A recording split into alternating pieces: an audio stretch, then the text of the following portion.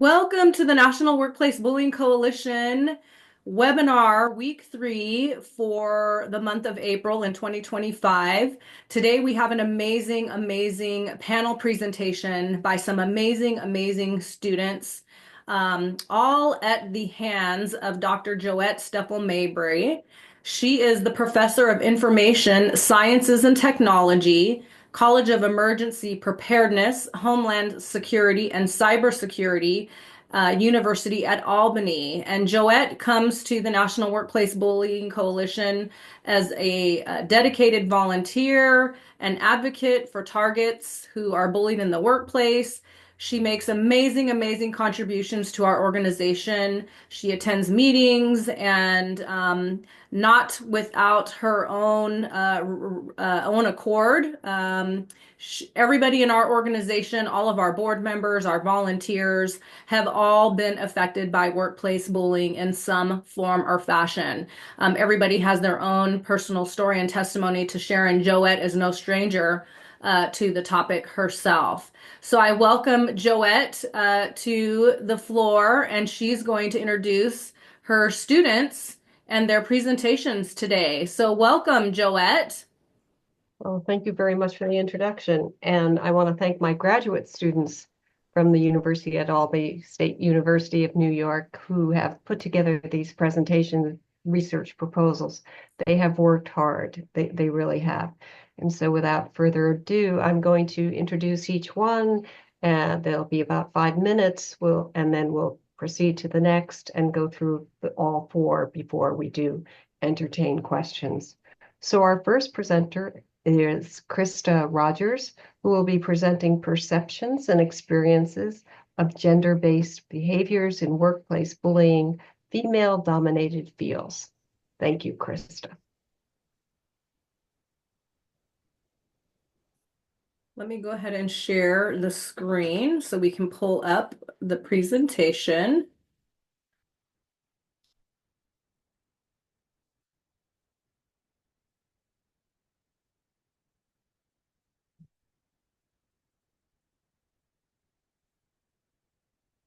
Can everybody see the screen? Yes. Perfect. Hi, everyone. My name is Krista Rogers. The study proposal explores the perceptions and experiences of gender-based workplace bullying in 2 female-dominated fields, academic libraries and higher education.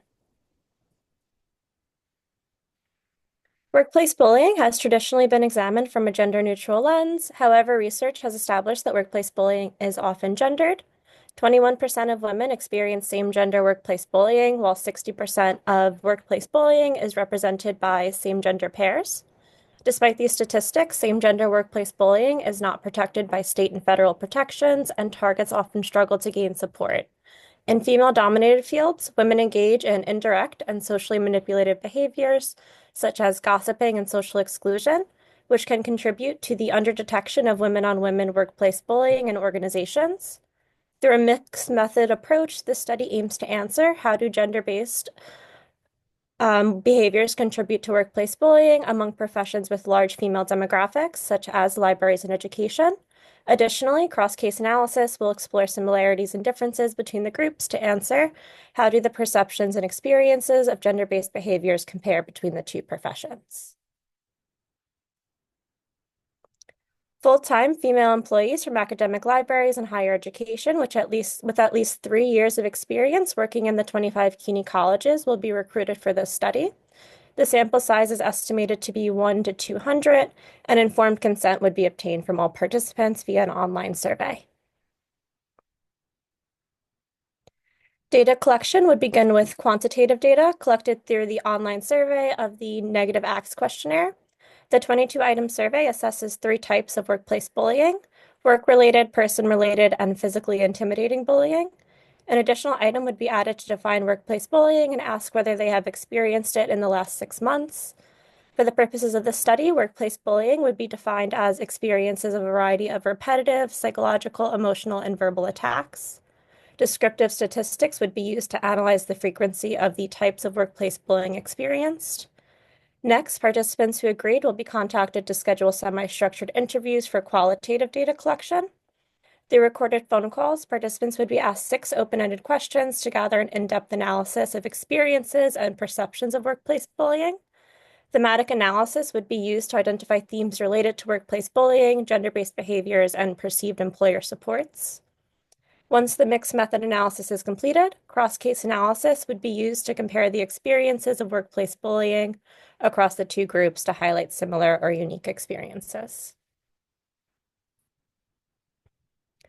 So based on previous studies that have found that women engage in more indirect forms of workplace bullying, especially in female-dominated fields, this study expects to find that women in academic libraries and higher education will experience more person-related forms of bullying, which includes social exclusion and inappropriate jokes.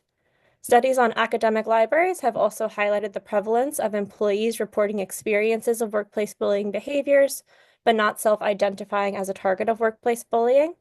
Similarly, research has found that in female-dominated fields, indirect bullying is common and often overlooked by supervisors or underreported by victims. Based on this, it is expected that female employees in both fields may report experiences of bullying behaviors, but not self-identify as a victim. It's also anticipated that employees may perceive supervisors of being more dismissive of same-gender bullying behaviors. Future studies should examine other female-dominated fields to continue to establish the prevalence and experiences of gender-based workplace bullying behaviors. And future studies should also explore how organizational culture and leadership styles may contribute to mitigate workplace bullying.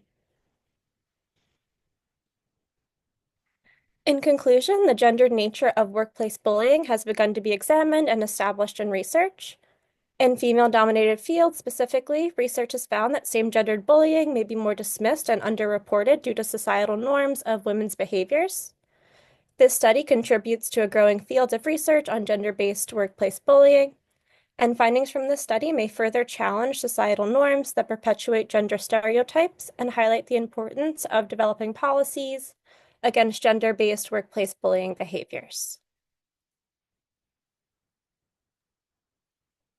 Thank you, and a special thanks to Professor Stefl-Mabry and my research partner Tammy, who is also presenting today. And you can scan the QR code for any references.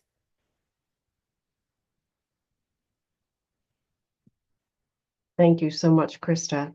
And again, if you have questions, write them down now, and then you can post them in the chat. But we were going to proceed with Tammy Lapointe, who will be presenting workplace bullying and the gender connection.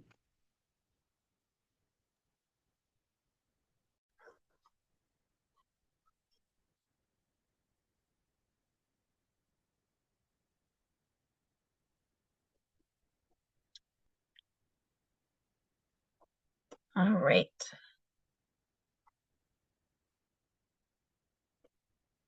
So I'll go ahead and get started. Thank you everyone for attending today. My name is Tammy Lapointe, and as a graduate student, I have proposed a research project regarding workplace bullying and the gender connection. So to get started, gender has been a topic of conversation associated with workplace bullying. Often females are thought of as primary targets. However, my research will investigate the frequency of male versus female bullying and statistically, which gender is more frequently targeted among educators in the elementary setting. Research on workplace bullying has shown a detrimental effect on male employees. This research has established a significant effect and is important to continue to further research the prevalence and effect on men in elementary fields. This study would be funded through internal grants and would attain approval through the Albany IRB if it was completed. So I have 2 research questions. The first one is, what is the frequency of male versus female bullying? And are males more likely to be targeted in the elementary setting? Research question 2, what are the long-term effects of workplace bullying on men who have been targeted?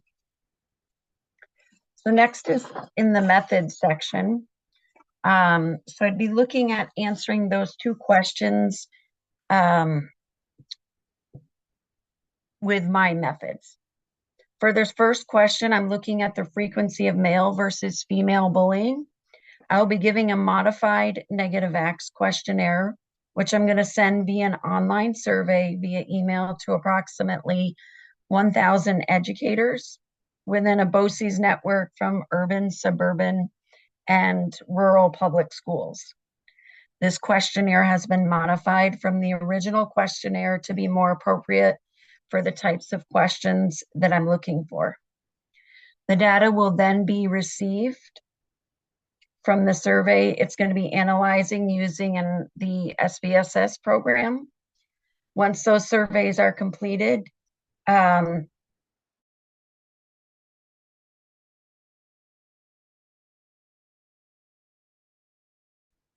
people in more male specific protected, and those interviews will be conducted. Once I have the data from those, once I have the data from the interviews, it will be manually coded or electronically using CAQ DAS software. And it depends on the number of interviews. I don't really have a clear idea of how many people will respond and agree to an interview. I have had personal conversations, so I know that it exists, but as far as how many people might come forward, where I go from there would make a difference. I'll have that information once those surveys are out. So in those interviews, I'm going to answer question number 2, looking at the long-term effects of workplace bullying. And the results have not been established yet, since this is a proposal. So when I look at the discussion, many researchers have concluded research on this topic, including Wang and Zhai, who conclude that there is a social influence on gender and workplace bullying. Rosander found that males had a higher proportion of negative acts, and that exposure to negative acts was associated with more subsequent health problems. Findings from research by Sunu and Tabuchi showed higher prevalence of workplace bullying among male employees, further supporting the concern for the effect of workplace bullying on men. While these researchers did not focus specifically on elementary educators, I do agree with them and feel that there would be a large number of males who have been targets of workplace bullying, who have had their social and psychological lives changed from those experiences. And I really, after conducting this proposal, feel that it's really minority based, but my proposal is focusing specifically on elementary educators. So the more research there is, the more evidence lawmakers will have to develop laws that prohibit workplace bullying. So in conclusion, the research confirms that workplace bullying is a worldwide problem. Bullying is not blind to any gender, race, or socioeconomic status. My research will show the prevalence among elementary educators through online surveys and individual interviews. It is my hope that this research study that possibly I can shed some light on the reasons behind workplace bullying, and the best scenario would be to have an influence on future policies that would affect change in the workplace. And the references that I used on the poster are listed there. I had a number of others, but those are referenced here. And finally, I would like to thank Professor Dr. Stefl-Mabry for her guidance throughout this research process, as well as my fellow classmate, Krista Rogers, for editing help to make my research project the best that it could be. Thank you very much. Thank you so much, Tam. I really appreciate it. I hope the audience can recognize that this is all current peer-reviewed research that these students have gathered, and these are proposals based upon the needs emerging from that research. Our next presenter is Kaylee Lynch, who will present on the lack of the United States federal workplace bullying legislation. Thank you, Kelly. Thank you.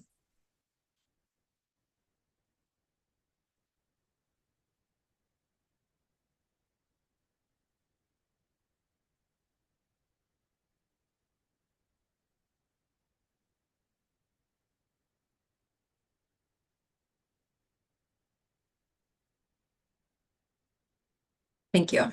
Hi, everybody. My name is Kaylee Lynch, and my proposal focuses on workplace bullying legislation in the US.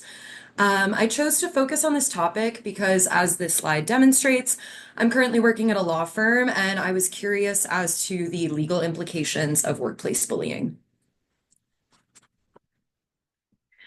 So to start, workplace bullying is a globally prolific issue, and studies have demonstrated its negative effects on individuals and organizations alike. While other countries have taken measures to enact legal protections for employees, the United States has no comprehensive legislation to address workplace bullying.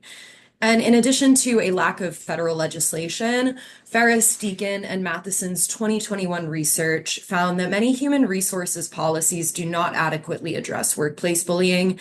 And this illustrates a wider lack of cultural emphasis surrounding the issue of workplace bullying in the US. In 2010, a random litigation sampling undertaken by Levon and Martin revealed that 73.3% of workplace bullying litigation brought against employers resulted in a verdict in favor of the employer.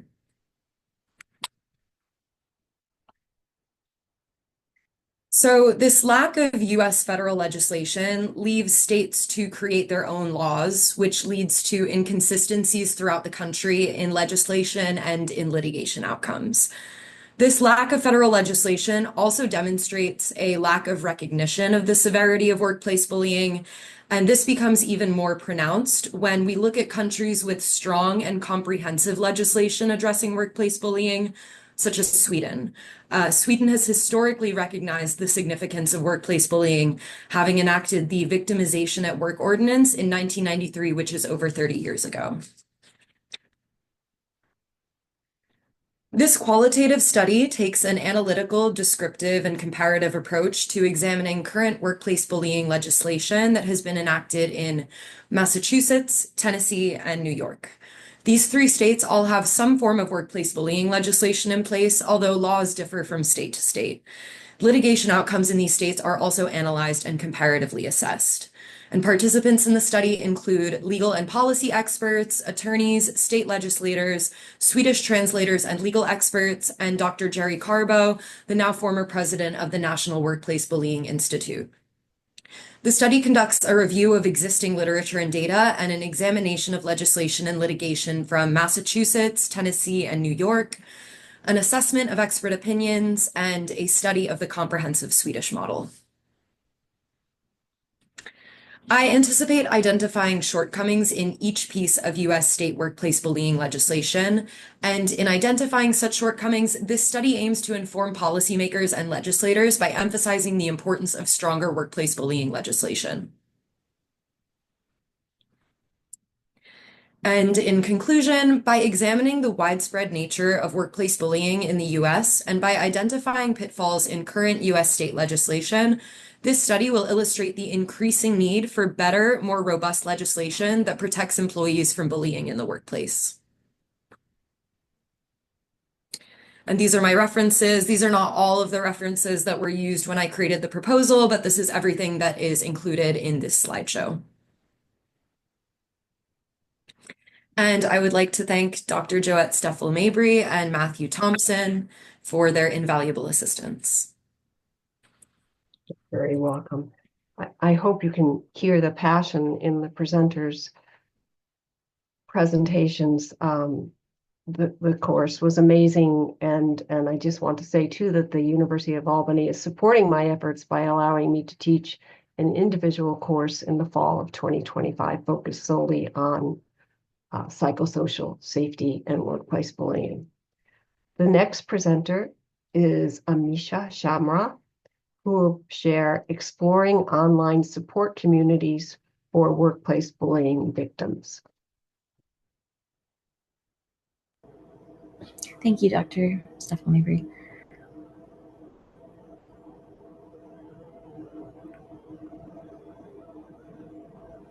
Right, so hello everyone, my name is Amisha Sharmaj, and today I'll be going over my presentation on exploring online support communities for workplace bullying victims. This is a qualitative research project that investigates the efficacy of online communities in providing support to individuals experiencing workplace bullying. The author of this research is myself, Amisha Sharmaj, and the research proposal was crafted under the guidance of Dr. Stefl-Mabry as part of the ISD 608 Research Methods course. Workplace bullying is a persistent issue that's impacting individuals across industries. Traditional interventions may not always be accessible or effective. Online communities have emerged as alternative support and empowerment avenues. The research aims to explore the effectiveness of online communities as supportive spaces for workplace bullying targets. Understanding the experiences of individuals in these virtual environments will provide insights into unique dynamics and potential benefits of seeking online support. The study addresses a gap in literature by focusing on subjective experiences and perceptions of individuals navigating workplace bullying challenges within online spaces. The key questions guiding our research include: how do individuals perceive the effectiveness of online communities in providing support for targets of workplace bullying? What are the primary benefits and limitations associated with seeking support through online platforms? And how do online support interventions contribute to individuals' coping mechanisms and resilience in the face of workplace bullying? By addressing these questions, we aim to contribute to a deeper understanding of the role of online communities in addressing workplace bullying and inform the development of effective interventions to support targets of bullying. By addressing these, recent literature has highlighted the importance of understanding the dynamics of online social support and mitigating the negative effects of bullying experiences. For instance, the first reference listed under the related literature section emphasizes the significance of online social support and buffering against peer victimization against youth, underscoring the need to examine the potential benefits of online relationships and providing protective factors against victimization experiences.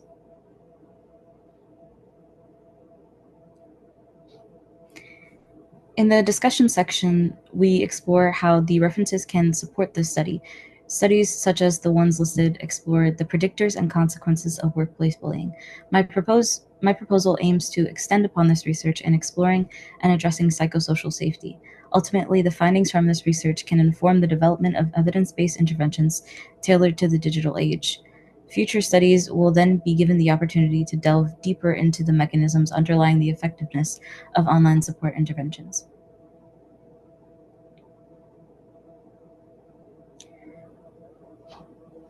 The proposed study aims to identify support mechanisms, understanding coping strategies, and explore online community dynamics among individuals experiencing workplace bullying in virtual communities. The anticipated outcomes include the identification of various support mechanisms utilized by targets of workplace bullying, insights into coping strategies employed, and an understanding of online community dynamics and implications for intervention design.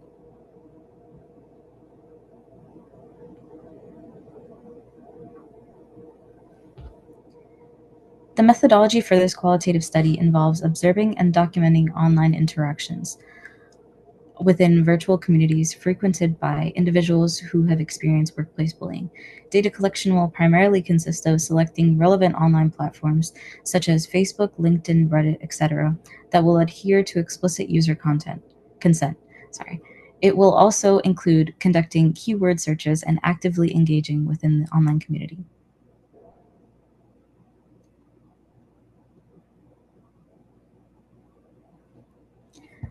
In summary, this proposal highlights the potential of online communities to serve as a safe, empowering space for individuals navigating workplace bullying. These virtual environments offer opportunities for shared experience, emotional support, and resilience building. Ultimately, this research encourages organizations and policymakers to recognize digital platforms as legitimate tools for employee well-being and anti-bullying strategies. Leveraging online communities may help foster more inclusive and accessible support networks in today's increasingly digital work culture.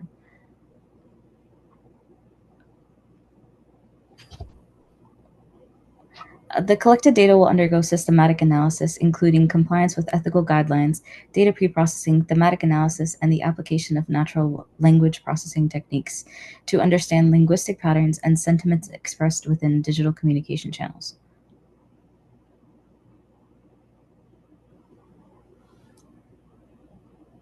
Due to the qualitative nature of this study, no statistical tests will be used. Sample size will, however, be determined by data saturation, the point at which no new themes are emerging.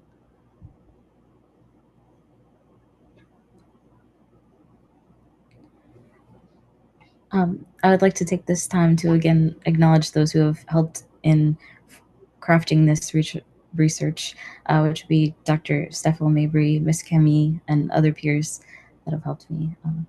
And thank you for your time. Thank you all. We're going to open the floor to questions from the audience. I will say up until the last couple of months, there was an opportunity through the Institute of Museum and Library Services to fund some of this research. Unfortunately, as many of our federal agencies are under attack, such funding is probably impossible to get right now, but that doesn't mean that we can't keep trying. And this is exactly what we want to do as evidenced by the graduate students here today, is we do want to carry out these studies, and we're hoping that by connecting with the National Workplace Bullying Coalition that we can invite other research partners in with us to carry out these studies. They are critically important, and sure, as Ms. Kamei can share, the effects of workplace bullying can also cost, and they do cost lives. So it's not hyperbole. The costs are high financially to organizations, and they're also very high to the targets and victims of workplace bullying. So I turn it over to questions. Yes, thank you so much, Joette. Thank you for that. I just want to applaud the students just so much. These are my pom-poms here, my big sparkly pom-poms. Your presentations are amazing, and I applaud each and every one of you for your bravery and your courage and coming forward, presenting these proposals, addressing this topic. And wanting the answer, right? Wanting to know why, what can we do about it? How can we stop it? Kristen, your presentation, I believe you indicated you work at a law firm. I work in law as well. And so for legal professionals, it's hard for us to understand how this is legal, how our country and the ability for legislators to lobby and present, proposed legislation and how legislation essentially is adopted, right? Why hasn't the U.S. done this yet to protect the lives of targets? Joette is absolutely right. Bullying in the workplace, because we're adults. We're not kids, right? We're not in elementary school. We can't just go and like tough it out on recess against our bully, right? We're at work, and our livelihoods are attached to our job, our income, our ability to take care of our families, to take care of ourselves.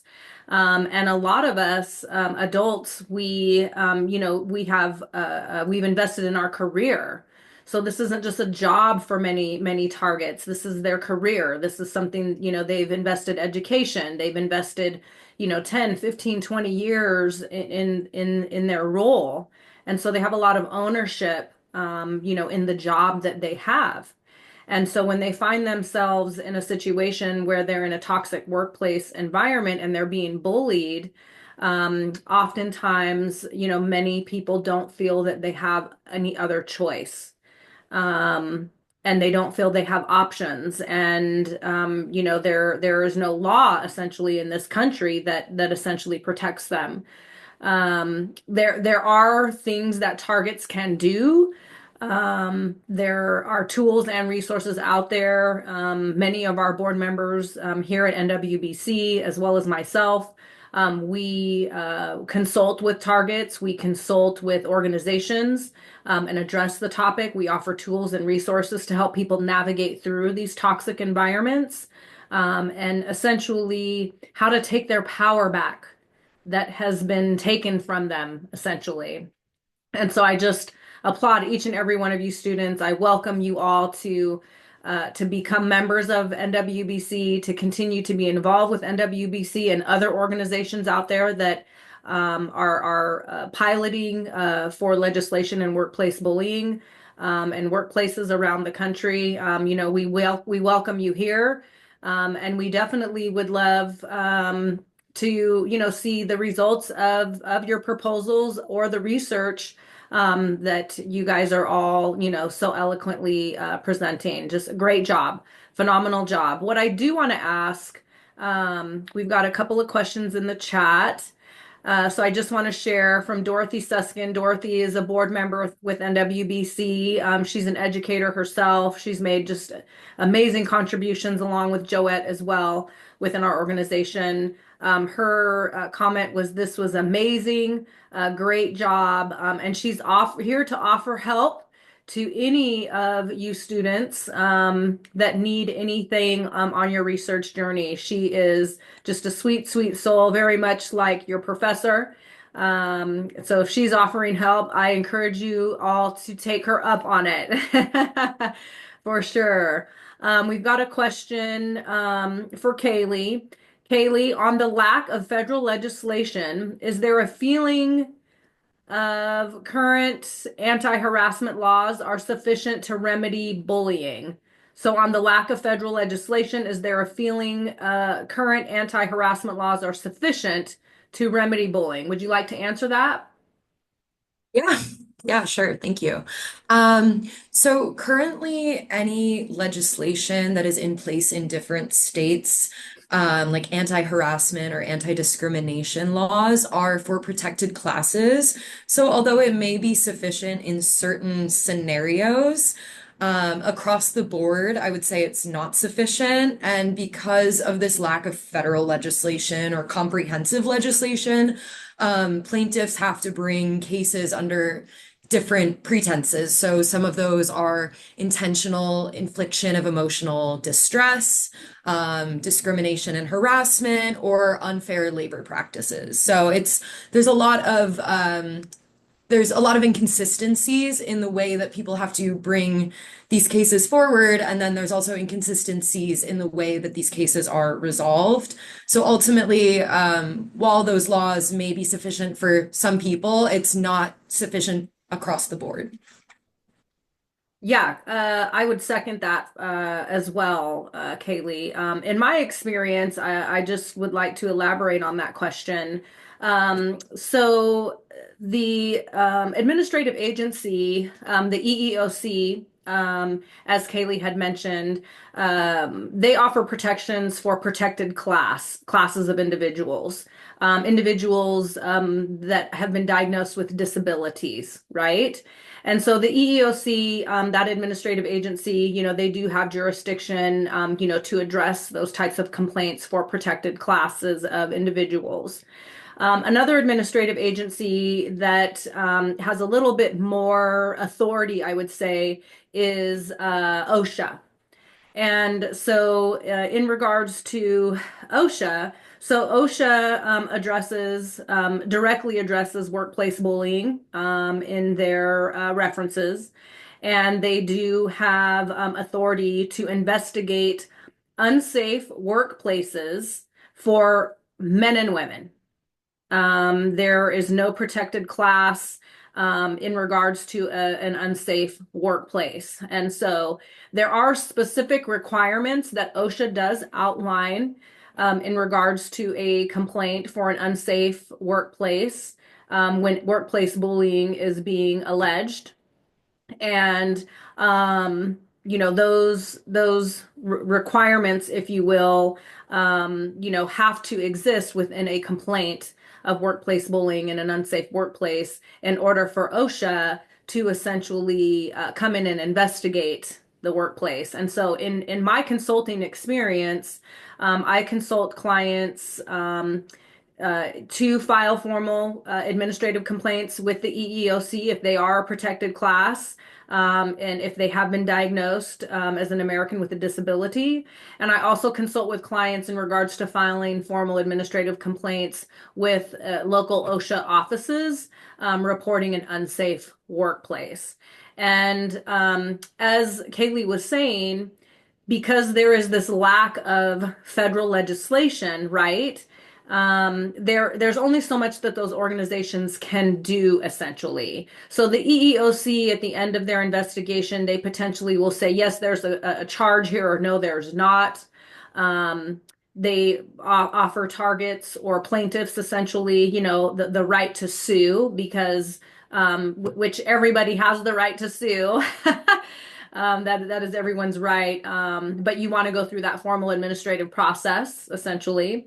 And OSHA comes in and they can actually shut an organization down. They have the authority to do that. And they can require certain remedies before that organization can open up and operate again. They can also fine the organization as well. But because there is a lack of federal legislation and there is currently no law in any state in this country that makes bullying in the workplace illegal, the remedy for targets and plaintiffs essentially is minimal, unlike other countries. So that's a great question. Great question. Any other questions for the group? I would like to ask a question, and this goes to all students. If you would all like to, respond, that would be fantastic. Why this topic? Why have you ladies chosen, this particular topic? And, please share as much or as little as you would like.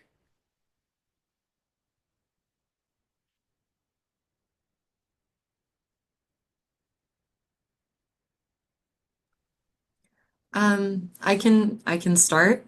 I mean, I have a background working in law, and I think that understanding legislation, litigation outcomes, it's hard to understand. I mean, even with my background as a law librarian, um, there's a lot of history, there's a lot of nuance, especially in this type of scenario, which is, case by case, state by state. Um, and I was just interested in the legal implications of workplace bullying. I think a lot of us have our own experiences, unfortunately. And I think understanding your rights and making sure that we advocate for people to understand their rights and stand up for themselves. And if they're unable to stand up for themselves in the workplace, then what can they, what routes can they take legally to ensure their protection? So that was what kind of sparked my interest in the topic. And I've had the privilege of discussing it with other colleagues and other people in the field who have offered really, really great insight and have disseminated a bunch of knowledge about it. So it's been great. Yeah, working in the law will give you some great perspectives on the topic. Yeah, that's great. Any other students? Same question. Sure, I'll go. So my interest in digital communities and social support systems pretty much led me here. I feel like most of the previous existing studies they focus on workplace environment, like on the environment itself, or like on HR policies. But I believe like my research would center around the victims' voices and use the online platforms as coping tools, and it will create like a safe space that people can speak about their problems and be heard, sort of like a really big support group. But focusing on by victims like sharing their similar experiences, then they can have some sort of emotional support system, and I think that's important. Wonderful, wonderful. There are so many groups on, Facebook, for example, on so many different topics. And, every now and then I scroll through them and, see these support groups with, hundreds of thousands of members and very active groups. So, targets definitely need a space, where they can share openly in a trusted environment, with people around the world. And I think that that's something that's important for targets, just in my consulting work. They're not the only ones. They're not the only person, that's being bullied in the workplace. And so many targets don't talk about it. They're definitely not meeting at the water cooler talking about the bullying that's going on in the workplace, right? So oftentimes, they're silent and they're quiet. So to be able to, join a group and a community of people around the world that can offer support and tools and resources, I think would be just invaluable. So great. Thank you so much for the work you're doing. It's wonderful. Krista, Tammy, question to you. I could go. So I was first interested. I read an article for the course that we were taking. It was gender bullying in nursing specifically. And nursing is a predominantly female-dominated field. So then I was interested in looking at other female-dominated fields, and given that I'm interested in going into an academic librarianship and higher education in my career, I wanted to look at that field as female-dominated. And while I was doing my research, I was largely interested in the finding that by the Workplace Bullying Institute that same-gender workplace bullying wasn't protected by state and federal legislations. So that kind of also guided me towards looking further into how does like gendered bullying represent in other female-dominated fields, similar to how it was represented in nursing. Yeah, it's amongst women, right? Women bullying other women. It's prevalent. And I'm sure there's just so much research and so many things to uncover, regarding that. So wonderful. Thank you so much for sharing. I so appreciate you and what you're doing. Thank you. Tammy, what about you? Can we same question to you?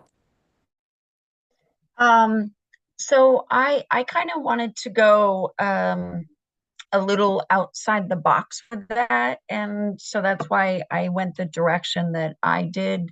And like you discussed at the water cooler, and a lot of people do suffer from it and don't know who to talk to and don't know what they can do about it, and can is there a place where they can go for that? And there is a lack of legislation. Um, so I kind of wanted to look and see how I could help other people. And then when you combine that with different experiences from conversations that you do have, when you do get to know people that you work with a little bit closer, I felt like it was a topic that I could, you know, do my part and see if I could help the situation, even if I couldn't help the current situation, if I could help it in a bigger picture. So that's kind of the direction that I chose to go in. So I love that. I love that. Such something that got your attention, right? Piqued your interest, it got your attention. That's wonderful. Wonderful. We do have a question in the chat, and this will be our final question. I would like to invite anybody that has attended this presentation, if you have, further questions for the panel, further questions for the board at NWBC, I will we will be sending out an email and a survey to all the registrants of the presentation, so you guys can definitely pass on your questions once you receive that email. So we have a question that says, can anyone speak to the prevalence of workplace bullying throughout the country? Is this a silent epidemic like it sounds like? And this is what I would have to say. When I was bullied in the workplace, it was back in 2012, 2013, 2014. And when it was happening, I thought it was this attorney that, didn't know what a paralegal does. She was new to the role. new to managing an office, new to managing people. And so I just kind of chalked up her behaviors to, kind of she just doesn't know, and so I wanted to help her and help educate her and help inform her about what a paralegal does or what paralegals were doing in that office, essentially. And it wasn't until somebody said to me, after months of these types of experiences, that I was being bullied in the workplace. And it really sat me down, essentially, because I just didn't understand. I just didn't understand how bullying in the workplace was allowed, and also that it was legal.